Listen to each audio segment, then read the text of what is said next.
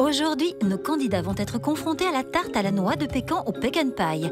Venue des États-Unis, cette pâtisserie se compose de caramel et de noix de pécan. Mais Christophe Michalak, pour corser la difficulté, a choisi un dressage très original avec une noix enrobée de caramel fondant, un vrai défi.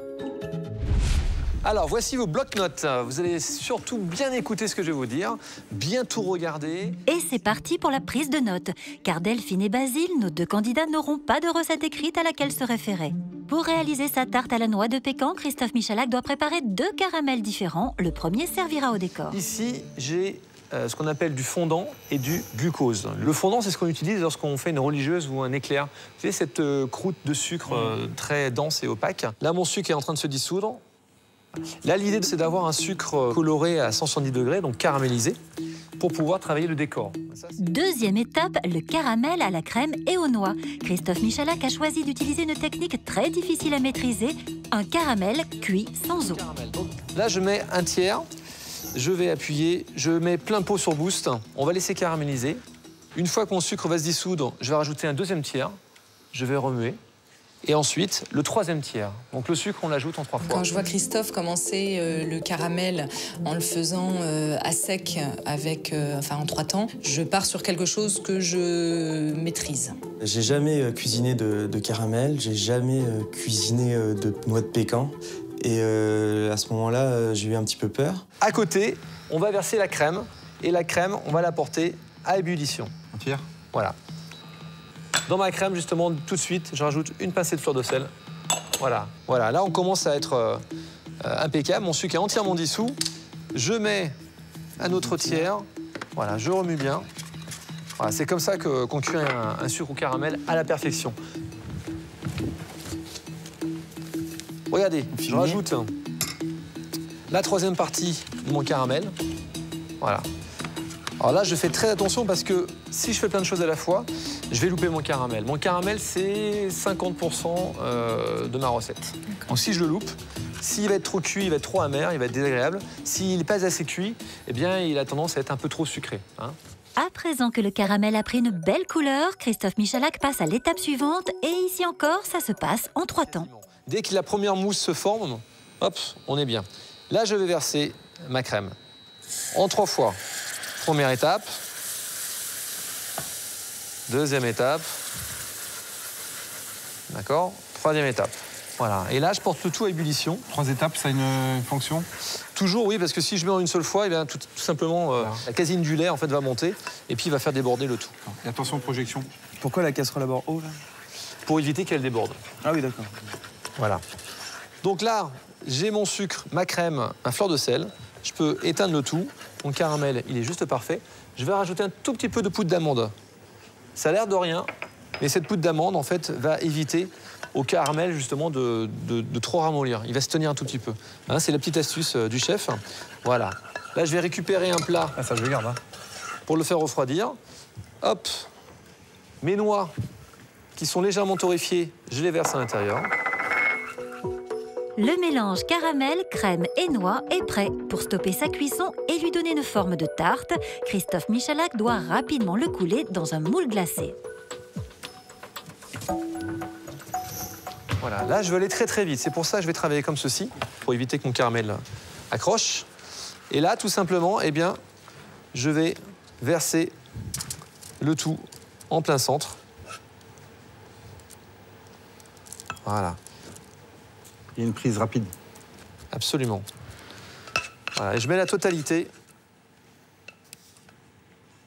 Voilà, de mon caramel. Hop là, impeccable. À présent, notre chef passe à une nouvelle étape de sa recette, un sablé qui servira de support à sa tarte à la noix de pécan. Et pour apporter une note d'acidité, notre champion du monde de pâtisserie n'hésite pas à lui apporter un coup de peps. Alors, le sablé, je prends un citron jaune, je vais le zester. Voilà, donc je vais très très vite parce que, mine de rien, vous voyez, on a déjà quasiment 10 minutes qui sont passées. Je vais rajouter maintenant, je prends, là je pense que les 5 sablés bretons, là c'est parfait. Et ensuite, j'ai un beurre clarifié, j'en mets pas grand-chose. Vous mettez tout, vous mettez tout. Mais pendant que Christophe Michalak se concentre sur le fond de sa tarte, sur le feu, le mélange fondant glucose qui servira au décor de la tarte à la noix de pécan est prêt. Il faut en urgence arrêter sa cuisson. Et là encore, le chef a une astuce. Vous voyez là votre caramel, dès qu'il est à la température requise, et bien tout de suite, on coupe la cuisson en le versant dans de l'eau avec un peu de glaçon. D'accord? Le caramel pour le décor, sauvé de justesse. Sans attendre, Christophe Michalak revient à son biscuit. Là, il n'y a pas de pesée pour le beurre.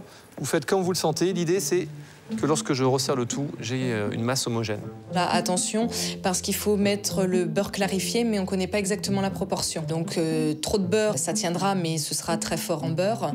Et pas assez, ça va rester très friable. Voilà, maintenant, je vais verser la totalité de mon sablé. L'idée, c'est vraiment de colmater le tout. Je récupère mon petit socle et voilà, j'appuie bien correctement. J'appuie, je force un petit peu. Hein. Voilà. Là, ma tarte, elle est impeccable. Je vais la remettre au frais. Vous avez vu? C'est parti. La tarte à la noix de pécan partie prendre au congélateur, Christophe Michalak passe à la réalisation du décor et se lance dans une opération minutieuse sous le regard attentif de Delphine et Basile. Donc là, maintenant, c'est de prendre une noix de pécan qui a été légèrement grillée. Je vais la piquer avec un cure-dent. Voilà, délicatement parce que c'est très fragile. Donc je vais en faire plusieurs. Voilà. Alors, mon caramel, il n'est pas trop mal. Maintenant, j'ai tout prévu. Regardez. Pâtisserie, c'est un peu de la magie. Hein. Alors, voilà ce qui va se passer. Là, j'ai un gros cube de polystyrène. Je vais tremper mes petites noix et je vais les positionner comme ceci. Mon caramel, et c'est là où ça va être délicat, il faut trouver la bonne consistance. Voilà. Et là, on en est pas loin du tout. Vous voyez, il doit être un peu semi-liquide.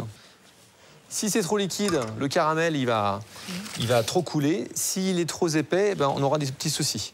Donc, regardez. Hop. Je trempe. Regardez. Comme ceci. Et je pique.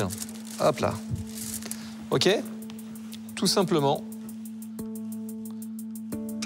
Il faut que ce soit rapide pour que le caramel enrobe bien la noix de pécan et rapide à piquer pour que la goutte puisse descendre tout en évitant de se brûler parce que le caramel est très chaud. Voilà, j'ai besoin que d'une seule noix. J'appréhende un peu le moment où il va falloir que je caramélise la noix de pécan. Et regardez, je coupe pour que ma noix soit juste parfaite. Pour que nos deux candidats comprennent bien le tour de main qui leur permettra d'obtenir une noix de pécan bien enrobée et une belle tige en sucre, notre chef répète l'opération plusieurs fois. N'oubliez pas, un seul exemplaire bien parfait sera suffisant, mais voilà. J'ai envie que chef Belin parte avec une petite noix caramélisée. Et voilà. Et on coupe. Hein, l'idée, c'est d'avoir, je sais pas, les 10 cm maximum de caramel et le tour est joué. Facile, non? Voilà. Hop. Et voilà. Parfait. Professionnel. Voilà. The noix caramel. S'il vous plaît. Mais Delphine et Basile sont loin d'être au bout de leur peine, car pour sa recette, Christophe Michalak va leur demander un dressage digne d'un grand pâtissier. À présent, pour une déco sans bavure, place au ruban adhésif. Et puis, on va essayer de faire en fait une ligne imaginaire. Voilà, comme ceci. Assez fine. Hein, Le ruban adhésif, il est juste impeccable. Et puis, l'idée, c'est de rigoler un petit peu. Là, on prend de l'extrait de café. Super. Voilà, tout petit peu, pas grand-chose. Hop. On va pondre de la poudre alimentaire. La poudre alimentaire. La poudre or alimentaire. Ah, la poudre or, d'accord. Voilà, et quand on remue, vous voyez, je vais faire un essai, regardez sur ma planche, eh bien, j'ai un joli petit décor comme ça doré. C'est exactement ce dont j'ai besoin et je verse ça délicatement sur mon assiette. Hop là. Tu me passeras tes notes? Ça va, ça, comment vous êtes là partout là. Il essaye de me soudoyer pour que je lui donne mes notes. Je regarde Delphine à côté qui, elle, a pris un maximum de notes, a fait un roman. Moi, c'est de 1 à 16 avec les grandes lignes, un mot, un verbe, un complément derrière.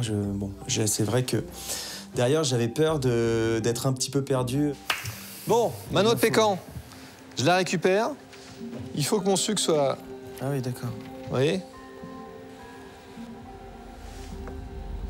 Et je la pose bien droit. L'assiette est prête. Il est temps pour notre chef de récupérer sa tarte à la noix de pécan et de la dresser. Voilà, pas mal. Pas mal, pas mal. Ça se démonte tout seul, hein, regardez.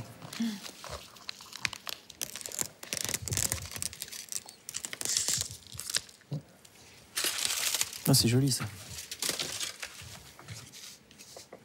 Voilà, et l'idée, c'est pas se prendre la tête et la faire coulisser. Voilà, en plein centre de l'assiette.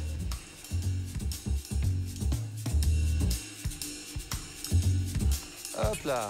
La fin de la démonstration approche et Christophe Michalak ajoute la touche finale à son dessert, une glace vanille et noix. Préparée à l'avance, elle apportera de la fraîcheur à sa tarte à la noix de pécan. Un élément que nos candidats ne devront surtout pas oublier. Le tour est joué. Le tour est joué. Et je serai très fier de vous. D'accord. Moi, je serais très fier de moi aussi. Alors n'oubliez pas que vous avez 30 minutes pour réaliser cette belle recette. Et puis, Olivier et moi-même, on va vous regarder. On pourra éventuellement vous aider si vous buzzez en une seule fois à hauteur d'1 minute. D'accord? D'accord. Donc, buzzez bien. Buzzez malin. Buzzez malin. Voilà. À vous de jouer. Il va falloir être hyper attentif et vraiment essayer de pas brûler les étapes pour pas rater surtout le caramel. Je redoute un peu le dressage. Dans mes notes, je me mets des gros attention et il y en avait un à cet endroit-là.